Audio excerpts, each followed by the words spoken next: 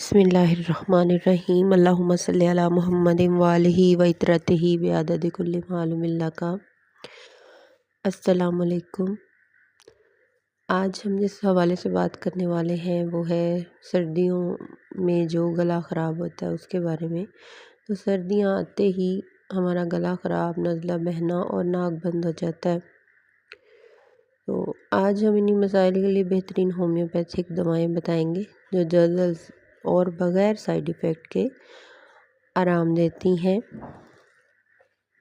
تو بہتی ناک اور زکام کے لیے اگر ناک سے پانی کی طرح بہتا زکام ہو، خاص کر ٹھنڈ لگنے کے بعد، تو سب سے پہلے ایلیم سیپا 30 دن میں 3 بار ایک خوراک ناک صاف کرتی ہے، آنکھوں کی جلن کو کم کرتی ہے۔ گلا خراب ہو، انفیکشن ہو، درد ہو، تو سردی لگنے سے گلے میں خراش ہو اور نگلنے میں درد ہو تو بیلا ڈونا 30۔ جب بھی گلے میں جلن ہو، سردی یا ٹھنڈے پانی سے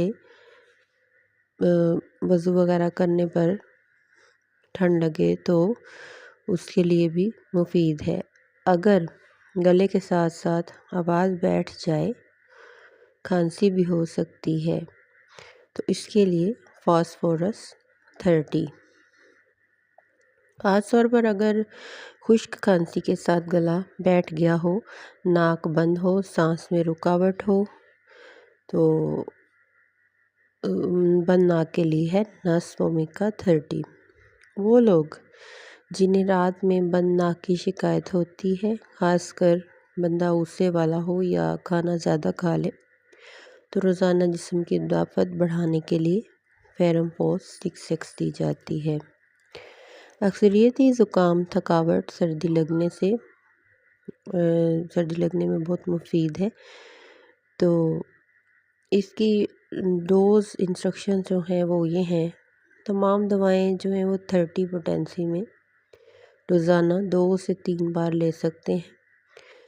اگر شدید علامات ہوں تو ہر 2 گھنٹے بعد ایک ڈوز لی جا سکتی ہے، اس کی کوئی سائیڈ ایفیکٹ نہیں ہوتے۔ تو بچوں کو بھی آدھی خوراک دی جا سکتی ہے۔ اگر آپ کو یہ معلومات پسند آئی ہوں تو یہ ویڈیو لائک کریں، چینل کو سبسکرائب کریں اور شیئر بھی کریں۔ اگر کسی خاص بیماری کا علاج جاننا چاہتے ہیں تو کمنٹ میں ضرور بتائیں۔ اللہ حافظ۔